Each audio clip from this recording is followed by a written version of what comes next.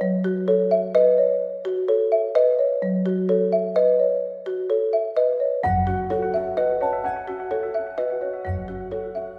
to People at Work. I'm your host, Amanda Dundas. You've probably seen the very many news headlines that are screaming about how businesses are having trouble hiring despite high unemployment rates. In today's episode, I'm speaking with Org Vitality's Dr. Scott Brooks about this issue. Scott, welcome. Thanks, Amanda. So what's your take on all these headlines? Well, man, first let's just step back and say it's been a nutty year. Everything's been crazier and just so completely unexpected. That, I think, is an understatement right there.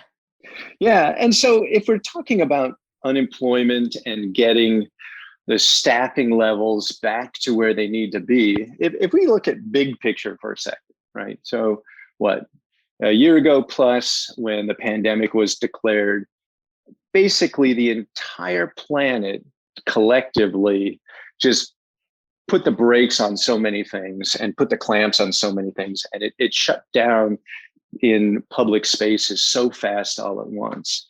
And so one of the things that's happening now is we're trying to open up, but in a little bit more of a herky-jerky way. And so to expect a little chaos, is natural. There will be chaos. And we also shut down both from an organizational standpoint, but also in a personal way. People were dealing with schools being shut, offices being closed, not leaving their houses. 100%. And so part of reopening is, how can you reopen an office if schools are not yet open or childcare is not yet open? And so there is a nestling in a larger system that has to be taken into account.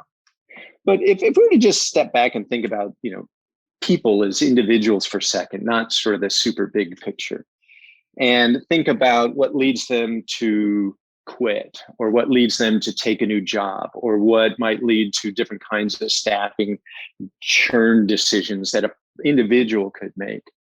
If you think about like the decision to quit in its most simplest form, there's a function of three things going on.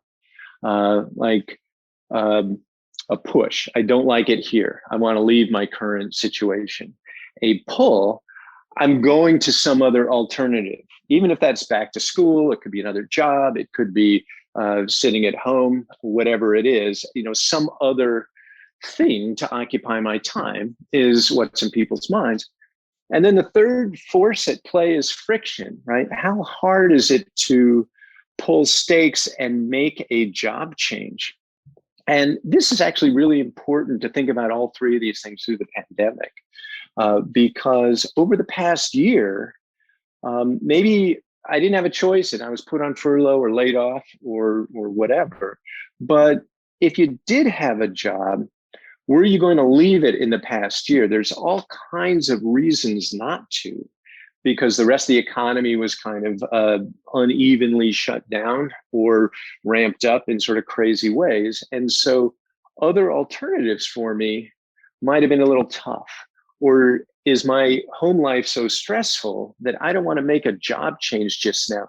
And so some of these are the different forces at play, other than just whether or not I like my current employer. And as things get back to normal, we might see a little bit of a pent-up turnover coming, that as it's easier to change jobs, people might do so. And I think there's probably also the sense for a lot of people that they've been stuck for a year and a half. So there may just be more of a desire to make a change, whether it's with your job or where you live, just because we've all been so stuck in our homes for the year and a half. Right. And so even if like I said, even if you don't like your current job, you don't want to switch because you feel a little stuck. There's no alternative or anything like that. But if we were to also look at what are the trends that have been happening in how people respond to their employers too over the pandemic. When it first happened, one of the things that we saw was a little bit of a spike in attachment and bonding to one's company, not necessarily wanting to quit. but also favorability in senior management, right? So people see their leaders as stronger and more values driven. That's actually something that tends to happen in a crisis. It's actually called the rally round the flag effect in political science. And a crisis often brings people together. And this was a shared stressful event that the entire planet shared together. And that really hasn't happened before. And so that made people kind of like where they were and sort of go, oh yeah, we're all trying to pull together and figure this out, as a unit. But as the pandemic wore on, and you can see this in world leader approval ratings, you could see this in some organizational survey trends and so forth, there has been a little bit of a falling back. That it's hard to maintain those boosts that you got during the crisis over an entire pandemic year. And so to your point about feeling stuck or looking around now, people are starting to lift up their heads and say, okay, I can make a change. And maybe I am a little frustrated with the current scene. Does the rally around the flag effect as it wears off when things are getting back to normal, does it go back to a baseline, or do you tend to see a dip below where people might have been pre-pandemic? Yep. Your results may vary, but when this has happened in the past, like after 9/11 in the United States here, there were big boosts in pride and in trust in leadership and trust in institutions, whether you're talking about a corporation and a working organization, whether you're talking a government institution, whatever.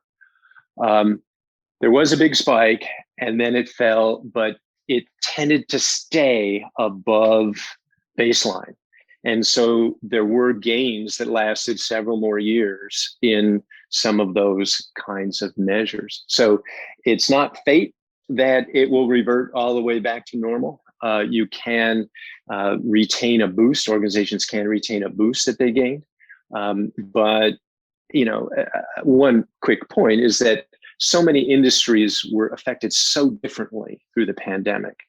And so many leaders stepped up to that challenge, but some others would have just fallen flat. And so there are some different pressures that might influence the total trends that we tend to look at. So offices are reopening, but there are a lot of people who started their jobs during the pandemic and may have only worked remotely. Given that people are feeling a little bit antsy and maybe looking to shake up their lives a bit, is there any special attention that should be paid to these workers? Yeah, that's a good question. First, if we think about, what has the pandemic taught us? It's taught us a couple of things. It's taught us that people can be effective to work from home, right? Organizations can still succeed. And so hold on to that point because I want to return to it a little bit later.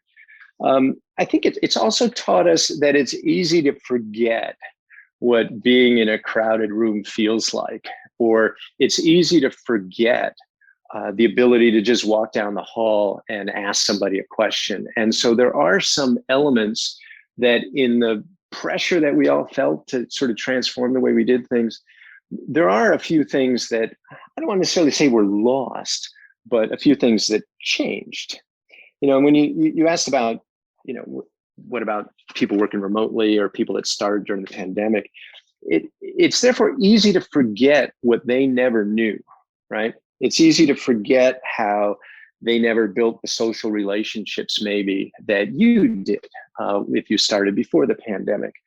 And so it's easy to forget how to bring them along and socialize them a little differently and help them out. And so, this has a bunch of ripples, but yeah, this is a different kind of people, a different set of people that we need to think about. So, what's your advice for organizations, or more specifically, an HR business leader, to be thinking about as states fully reopen and life goes back to some version of normal? Yeah.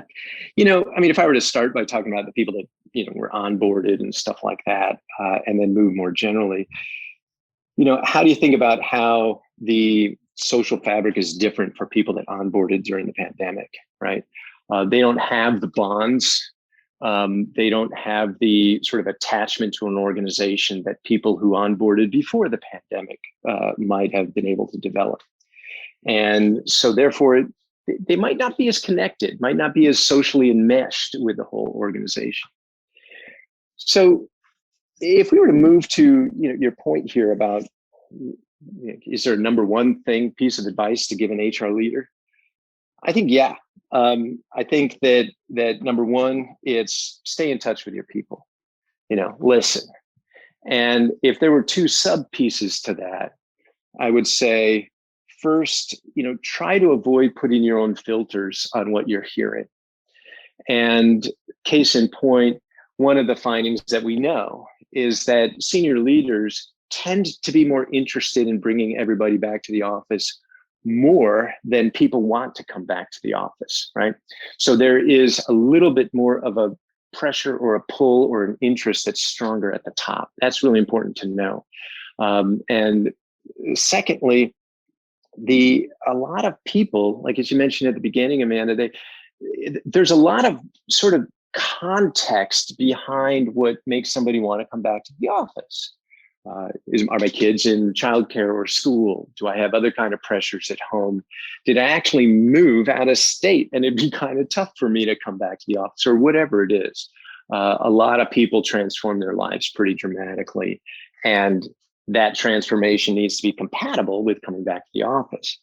But then if I just sort of wrap all this together, it's like, these are strange times. And so stay in touch with, listen to your people, and expect them to change their minds. People are not good at predicting things or how they will feel just straight up, but they're particularly not good at predicting how they will feel or what they think about things when it's a completely new scene or paradigm. And the pandemic certainly is one of those. In terms of listening to your people, we saw at Org Vitality a lot of organizations move quickly to survey their employees and to figure out, do they have what they need to work from home? Are they okay? All sorts of different types of questions that need to be asked.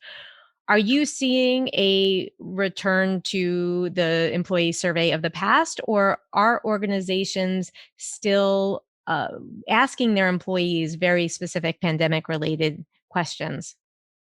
Oh, they're still asking very pandemic-related questions, particularly coming back to work. And when you think about post-pandemic and return to normal, what's normal going to be?